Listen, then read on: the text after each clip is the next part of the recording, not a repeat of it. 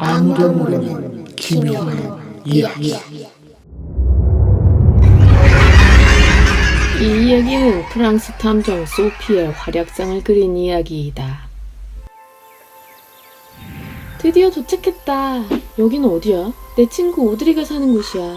여기 무섭다. 외진데다 저쪽에 공동묘지까지 있어. 아이고 소피야, 진짜 왔구나. 오랜만이야 오드리. 저는 알렌이라고 합니다. 왜 때려? 네가 무슨 말을 하려고 하는지 다 아니까. 탐정이라고 하지만 너무한 거 아니야? 내가 무슨 말을 하려는지 어떻게 알아? 소피에게 이런 미인 친구가 있을 줄은 상상도 못했네요. 이러려고 했지? 와우, 그걸 어떻게 알았어? 소피 니는 똑같다. 학교 다닐 때하고 유주히 활기차네. 참, 근데 무슨 일 때문에 날 부른 거야? 아휴, 내 동생 피에르가 실종이 됐다. 뭐라고? 벌써로 일주일째다. 그 전부 마을 사람들이 나서갖고 천지 빽빽 다 찾아봤는데 흔적도 없다. 그래가 네가 좀 도와줬으면 좋겠다. 그래, 힘껏 도울게. 고맙다. 일단 집으로 들어가자. 이쪽은 우리 아빠다. 고마 귀요미라고 합니다. 먼 길 와줘서 고맙습니다. 저는 피에르의 친엄마 줄리예요. 부디 우리 아이를 찾아주세요. 친엄마요? 우리 가족은 그 재혼 가정이다. 그만 내하고 오드리 또 그 줄리하고 피에르가 한 가정을 이루게 된 것입니다. 그럼 줄리 씨가 실종된 피에르의 친어머니시군요. 맞아요. 그 아이는 제 하나밖에 없는 혈육이에요. 부디 아이를 찾아주세요. 그런데 저기 벽난로 안에 있는 게 뭐죠? 그냥 장작 같은데. 이곳은? 그것은 검게 그을은 길쭉한 뼈였다. 소피 양, 오래 기다렸지. 결과가 어떻게 나왔나요? 그 전문가 의견으로는 사람 뼈로 추정된다고 한다. 특히 아동의 뼈일 가능성이 높다는데, 그렇다면 실종된 피에로와 연관성이 있는 것으로 보고 있다. 어쩌면 식인 사건일 수도.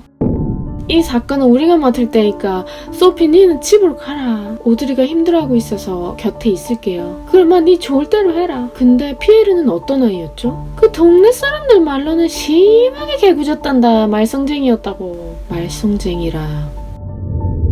말도 안 된다. 피에르가 죽었다고? 그것도 우리 집에서. 신경 쓰지 마. 아직 확실한 건 없어. 사람들이 수군거리고 있어요. 기욤씨가 의붓아들 피에르 씨를 죽이고 가축을 잡듯이 다루었다고. 너무합니다. 우리 아빠는 피에르를 저보다 더 아끼고 사랑했어 얘. 오히려 친엄마 줄리가 피에르한테 쌀쌀맞게 굴었지. 쌀쌀맞게 굴었다고? 네, 아무한테도 말은 안 했는데 사실 줄리는 피에르를 몰래 학대해왔다. 뭐예요? 지금 저를 의심하는 거예요? 의심하는 게 아니라 사건의 실체를 파헤치려는 거예요. 줄리 씨는 아들 피에르를 사랑했나요? 당연하죠. 내 친아들인데. 그런데 오드리 말로는 줄리 씨가 피에르를 학대했다고 하던데. 내 아들 내 마음대로 대했는데 그게 무슨 문제가 되나요? 그 학대가 지나쳐 아들을 죽이고 시신을 없애기 위해 먹을 수도. 지금 말은 못 들은 것으로 하세요. 전 그저 피에르를 엄하게 대한 것뿐이에요. 아이가 말썽이 많아서 그게 학대로 보일 수 있을 줄은 몰랐어요. 남편 기욤 씨는 피에르에게 어떤 아빠였나요? 기욤에게는 정말 고마워요. 아이의 친아빠라고 해도 그렇게는 못했을 거예요. 자 보세요. 피에르를 위해서 기욤이 꾸며준 방이에요. 와, 정말 정성스레 꾸며진 아이방이군요. 사실 실종 전날에 피에르는 심한 말썽을 일으켰어요. 전 매를 들여 혼내려 했지만 기욤은 절 말리고 침착하게 아이를 타일렀죠. 그런데 그 다음날 아침 아이가 사라진 것이었어요. 그렇군요. 이젠 기욤 씨도 만나봐야겠어요.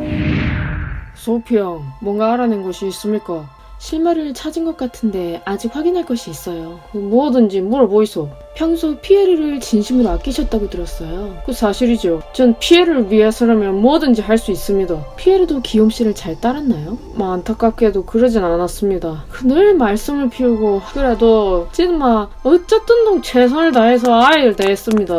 그렇지만 소피아 시신을 찾아냈다. 어디서요? 네 말대로 최근에 흙이 갈아엎어진 듯한 묘지 안에서. 무슨 시신 말입니까?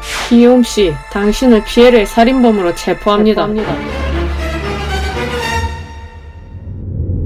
곧 도대체 왜 내를 범인으로 모는 겁니까? 당신이 가장 유력한 용의자니까요. 내는 누구보다도 피에르를 사랑했어요. 근데 내가 뭐 한다고 가를 죽인다는 말이요. 기욤씨, 피에르의 가장 친한 친구 이름을 아세요?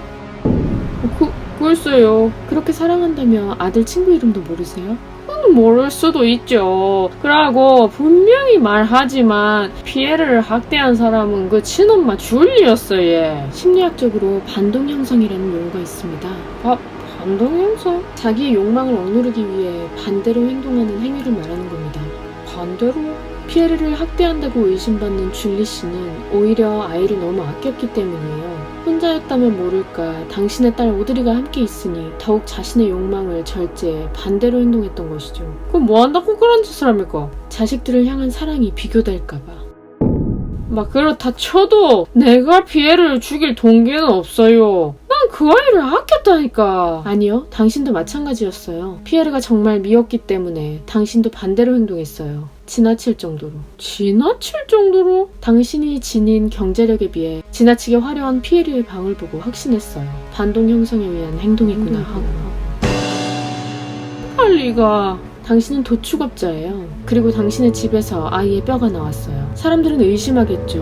혹시 아이를 잡아먹은 건 아니야? 하지만 그런 의심은 사람들을 주저하게 만들죠. 자신의 의심이 지나치다고. 당신이 그렇게 아이를 사랑했는데. 그리고 시기를 증명하기도 어려워요. 당연 사람들은 다른 가능성을 찾게 되죠. 그렇게 당신은 혐의에서 벗어나는 것을 노렸을 거예요. 하지만 저는 다른 가능성을 봤어요. 사랑하는 척 미워한 아이를 죽이고 최근에 안장한 묘지를 파서 피에르를 함께 묻은 거예요. 물론 뼈는 발라 벽난로 속에 슬쩍 던져넣었겠죠. 사건을 미궁 속으로 빠뜨리려고. 잘도 알아냈군. 그런데 내도 할 말이 많아. 엄마는 애를 격렬했다. 나는 최선을 다했는데 그놈아는 늘 나를 엿먹였단 말이다. 내 인내 한계까지 다다르게 했다 이 말이다. 엄마는 죽어 마땅하다. 당신은 정말 어리석군요. 뭐라고? 인간은 영적인 존재예요. 그래서 표정, 말투, 사소한 것에서 자신이 사랑받는지 미움받는지 알죠. 피에르는 알았을 거예요. 아무리 방을 화려하게 꾸며줘도 당신이 얼마나 자신을 미워하는지를 말이에요.